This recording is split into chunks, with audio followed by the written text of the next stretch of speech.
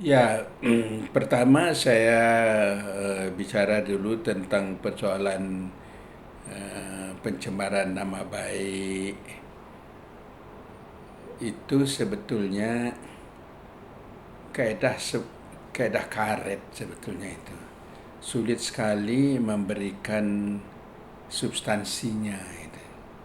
Sehingga setiap orang bisa menggunakan itu sebagai cara untuk eh, membuat seseorang menjadi tersangka atau menjadi terdakwa, atau dengan bahasa pers sebagai satu bentuk kriminalisasi sebetulnya itu. Itu yang perlu dipahami oleh kita semuanya itu. Karena itu wajar kalau banyak pandangan yang mengatakan kaedah seperti itu tidak wajar dalam satu kehidupan masyarakat yang bebas, kehidupan masyarakat yang demokratis. Sebab kebebasan berpendapat, kebebasan berekspresi itu uh, mudah sekali akan dianggap oleh pihak tertentu sebagai mencemarkan nama baiknya. Itu konsep dasarnya. Semestinya penegak hukum juga berhati-hati kalau menghadapi persoalan seperti itu, gitu ya. Nah, sekarang terjadi upaya-upaya yang bermula dari pemberitaan pers, pemberitaan media, tapi dikejar narasumber, gitu. Nah ini saya yakin mereka memahami persoalan ini. Kalau mereka membawa ini menjadi persoalan pers, kan tentu tidak dapat sepenuhnya memenuhi selera mereka untuk menjadikan ini menjadi persoalan hukum. Sebab kalau itu menjadi persoalan pers, kan pertama-tama harus kita selesaikan dengan prinsip-prinsip pers bebas.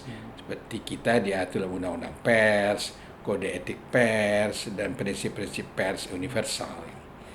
Nah, saya pikir lagi-lagi ini bagi mereka yang mencoba melakukan hal-hal ini dengan sadar, mereka sadar atau tidak sadar sedang menggerogoti upaya kita membangun tatanan kehidupan pers yang sehat, di mana pers menjadi sumber kebenaran, sumber di mana kita mendapatkan berita yang benar.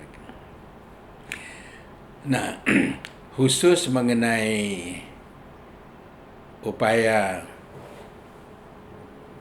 menjadikan sumber berita sebagai pihak yang dianggap melakukan perbuatan pidana, khususnya pencemaran nama baik, itu juga berkaitan dengan salah satu hal yang sangat mendasar di dalam pers bebas.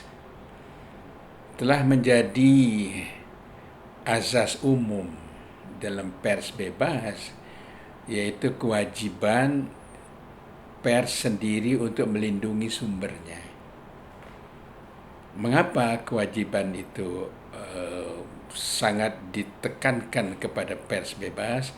Karena apabila sumber itu menjadi tidak aman, maka tidak akan ada lagi pihak yang akan memberikan keterangan-keterangan, fakta-fakta demi kepentingan masyarakat umum.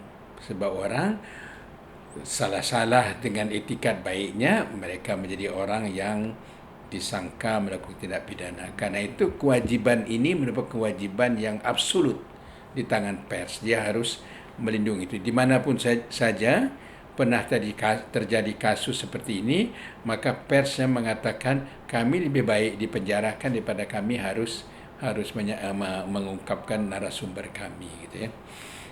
Nah itu harus dipegang teguh oleh pers, ya.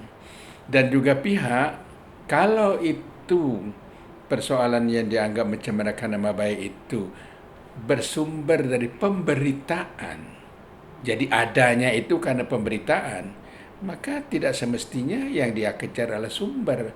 Karena menurut azas pers, setiap pemberitaan itu ada tanggung jawab pers, khususnya tanggung jawab dari newsroom atau redaksi.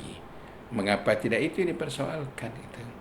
Dan saya memohon kepada pers yang memberitakan itu, apabila mereka dikejar-kejar untuk mengungkapkan narasumbernya, saya meminta mereka agar tetap berpegang teguh pada prinsip ini. Prinsip bahwa dalam keadaan apapun, narasumber harus dilindungi dan pers yang akan mengambil alih tanggung jawab itu.